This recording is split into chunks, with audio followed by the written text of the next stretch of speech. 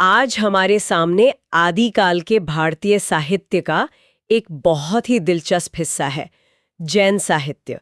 हमारे पास जो स्रोत हैं वो हमें 11वीं से 13वीं सदी के बीच ले जाते हैं और इस साहित्य की एक पूरी दुनिया खोलते हैं। तो आज हमारा मिशन ये समझना है कि ये साहित्य क्या था, इसे लिखने का असल मकसद क्या था, इसकी आत्मा क्या थी और कौन थे वो दिग्गज जिन्होंने इसे रचा। चलिए इस पर एक गहरी नजर डालते हैं। बिल्कुल। और ये समझना बहुत जरूरी है कि ये सिर्फ धार्मिक उपदेशों का कोई संग्रह नहीं है। ये एक बहुत ही जीवंत और क्या कहते हैं समृद्ध साहित्यिक परंपरा थी। जैसा कि हमारे स्रोत में आचार्य गणपति चंद्रगुप्त का जिक्र भी आता है। इसका एक मकसद तो साफ था, जैन धर्म की बातों को आम लोगों तक पहुंचाना। लेकिन इसका जो तरीका था वो बहुत रचनात्मक था।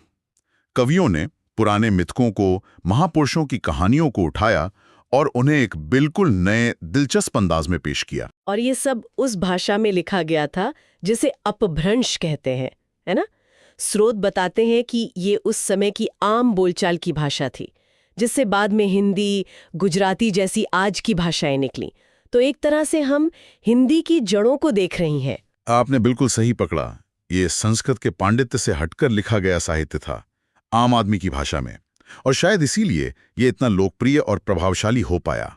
एक बात जो इन स्रोतों को पढ़ते हुए मुझे सबसे ज्यादा चौंकाती है वो ये है कि इस साहित्य का जो केंद्रीय भाव है, जिसे काव्य की भाषा में रस कहते हैं, वो न तो श्रृंगार है न ही वीरता, वो शांत रस है।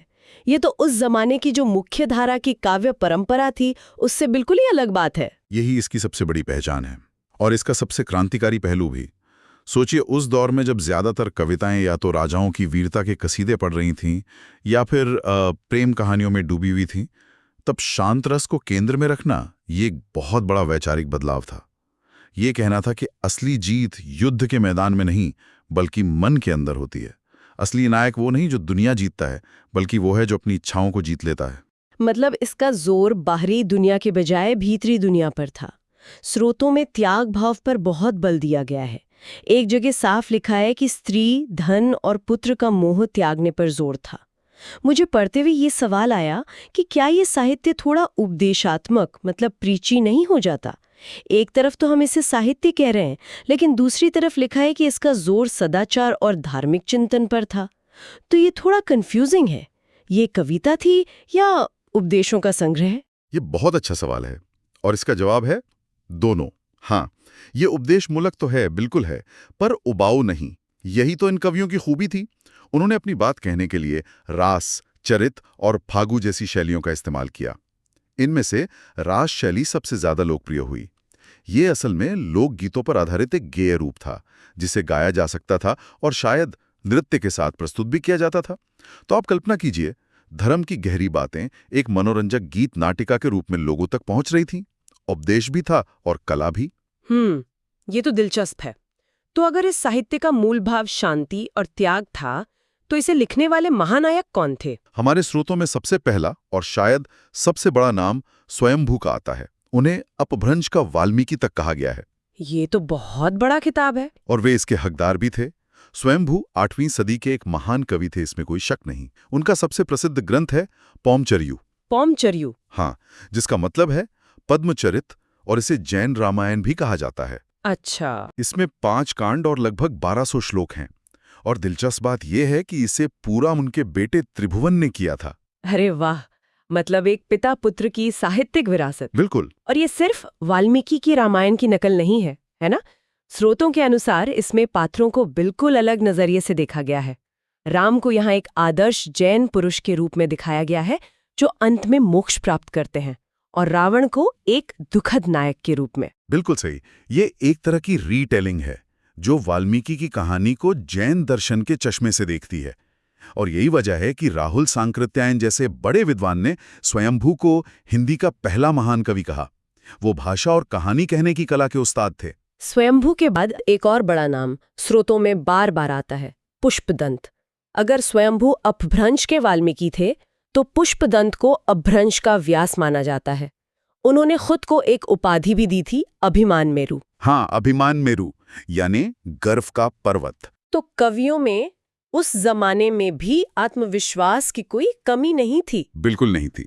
और उनका काम इस उपाधि को सही भी ठहराता है। उनका ग्रंथ है महापुराण, जिसमें 63 जैन महापुरुषों का जीवन चरित्र है। ये इतना विशाल और प्रभावशाली ग्रंथ है कि विद्वान भोला शंकर व्यास ने इसे पुराण साहित्य का मेरुदंड यानी रीढ़ की हड्डी कह दिया है। पुष्पदंत की भाषा में एक अद्भुत ऊर्जा है, एक प्रवाह है।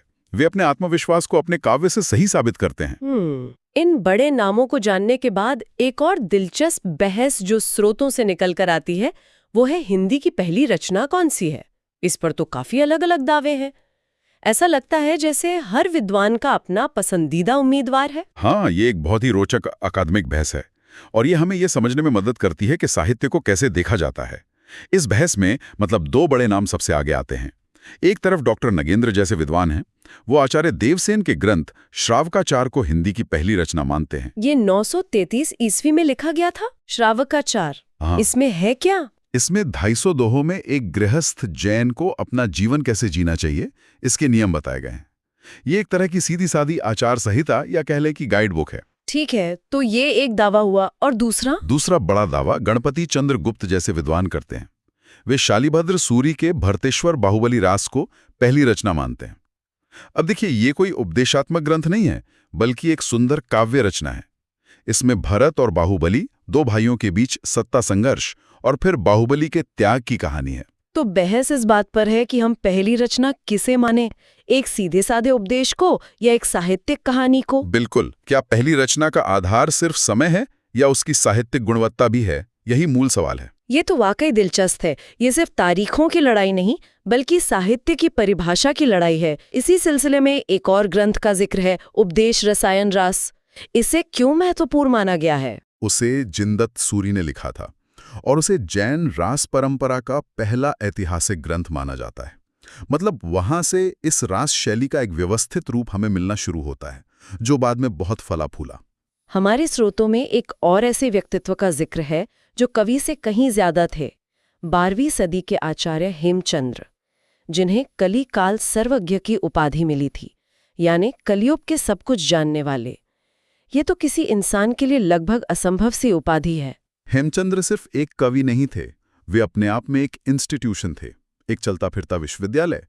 उन्होंने व्याकरण पर शब्दानुशासन लिखा, जो उस समय का सबसे प्रामाणिक व्याकरण ग्रंथ था। उन्होंने काव्यशास्त्र पर काव्यानुशासन लिखा। वे गुजरात के सोलंकी वंश के राजा जयसिंह सिद्धराज और कुमारपाल के सलाहकार थे, उनके दरबारी थे। उन्होंने उस युग के पूरे ज्ञान को एक जगह इकट्ठा करने का काम किया। और उनकी प्राकृत उक्ति का भी जिक्र है जो बहुत प्रसिद्ध हुई, भला हुआ जो मारिया बहणी महारा कंतु। इसका क्या मतलब है और ये इतनी खास क्यों है? इसका मतलब है, बहन, अच्छा हुआ जो मेरा पति युद्ध में मारा गया। क्या? हाँ, पहली नजर में बहुत चौंकाने वाली बात लगती है, लेकिन इसकी अगली पंक्ति बताती है कि अगर वो भागा हुआ घर आता तो मैं अपनी सहेलियों में लज्जित होती। ये सिर्फ एक पंक्ति नहीं है, ये उस दौर के समाज का एक स्नैपशॉट है। ये उस युग की भाषा, उस युग के क्षत्रिय मूल्यों और एक स्त्री के नजरिए को एक साथ दिखाती है। ये तो बहुत पावरफुल सोशल कमेंट्री है। बिल्कुल। हेमचंद्र की महानता इसी में थी कि वे भाषा के नियम भी बना सकते थे और समाज की नब्ज भी पकड़ सकते थे। इन बड़े नामों के अलावा ऐसा लगता है कि कुछ खास विषयों पर लिखने की एक पूरी परंपरा थी, जैसे कि नेमिनाथ के चरित्र पर कई ग्रंथ लिखे गए। हाँ, नेमिनाथ 22वें तीर्थंकर थे और उनका चरित्र कवियों को बहुत आकर्षित करता था। इसी परंपरा में विनय चंद्र सूरी की एक रचना है, नेमिनाथ चौपई। ये इसलिए बहुत महत्वपूर्ण है क्योंकि हमारे स्रोतों के मुताबिक हिंदी में पहली बार 12 मासा का वर्णन इसी में मिलता है। मैं विरह में व्याकुल कोई नायिका साल के 12 महीनों के दौरान प्रकृति में जो बदलाव हो रहे हैं उनका जिक्र करते हुए अपनी भावनाओं और अपनी प्रेमी की यादों को बयान करती है। अच्छा। जैसे सावन के बादलों को देखकर उसकी विरह वेदना और बढ़ जाती है, या ठंड की रातों में अकेलापन और सताता है। ये बाद में भक्ति और सूफी काव्य का एक बहुत ही लोकप्रिय हिस्सा बन गया और इसकी शुरुआत हमें यहीं जैन साहित्य में दिखती है। ये दिलचस्प है कि त्याग और शांति पर जोर देने वाले साहित्य में विरह वेदना का इतना सुंदर वर्णन भी मिलता है। बिल्कुल। और सिर्फ यही नहीं, राजशेखर सूरी का नेमिनाथ फागु तो पहली श्रृंगार परक रचना मानी जाती है, इससे पता चलता है कि शांत रस मुख्य धारा जरूर था, लेकिन दूसरे भावों और रसों के लिए भी जगह थी। ये साहित्य एक रस नहीं था। स्रोतों में एक और धारा का जिक्र है जो थोड़ी रहस्यवादी लगती है। राम सिंह नाम के एक कवि का जिक्र है जिन्हें 11वीं सदी का सर्वश्रेष्ठ रहस्यवादी और दार्शनिक रचनाकार बताया गया है। उनकी रचना है पाहुड़ दोहा। जोइंदो और राम सिंह जैसे कवियों के दोहों में हमें एक अलग ही झलक मिलती है। वे बाहरी कर्मकांडों पर सवाल उठाते हैं और आत्मा परमात्मा की बात करते हैं। उनकी भाषा और उनके भाव हमें सीधे कबीर और नानक जैसे निर्गुण संतों की याद दिलाते हैं। ये दिखाता है कि जैन साहित्य केवल अपनी परंपरा तक ही सीमित नहीं था, बल्कि उसका प्रभाव वो आने वाले भक्ति आंदोलन की जमीन तैयार कर रहा था। तो इन सब स्रोतों को एक साथ देखने पर क्या तस्वीर उभरती है? हमने देखा कि ये एक ऐसा साहित्य था जो एक धार्मिक उद्देश्य से शुरू हुआ, जिसका केंद्र शांति और त्याग था, लेकिन फिर भी ये महान कवियों, शक्तिशाली कहानियों और काव्य के नए नए प्रयोगों से भरा हुआ था। यहाँ जो बात सबसे आकर्षक है वो ये है कि ये साहित्य एक साथ उपदेशात्मक भी है और साहित्यिक रूप से अभिनव भी, इनोवेटिव। इन कवियों ने धर्म को लोगों तक पहुंचाने के लिए कला का सहारा लिया।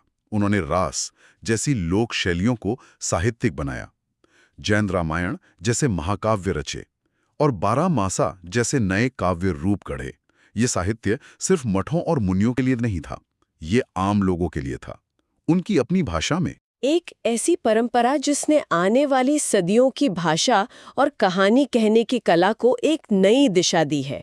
हमारे स्रोत साफ तौर पर बताते हैं कि इस साहित्य में युद्ध और हिंसा वाले वीर रस का अभाव है, लेकिन इसमें ऐसी कहानियां भरी पड़ी हैं जहां महापुरुष आत्मनियंत्रण और त्याग के अद्भुत कारनामे करते हैं। और यहीं पर सोचने के लिए एक दिलचस्प सवाल उठता है, क्या ऐसा हो सकता है कि जैन साहित्य ने वीरता की परिभाषा को ही बदल दिया हो?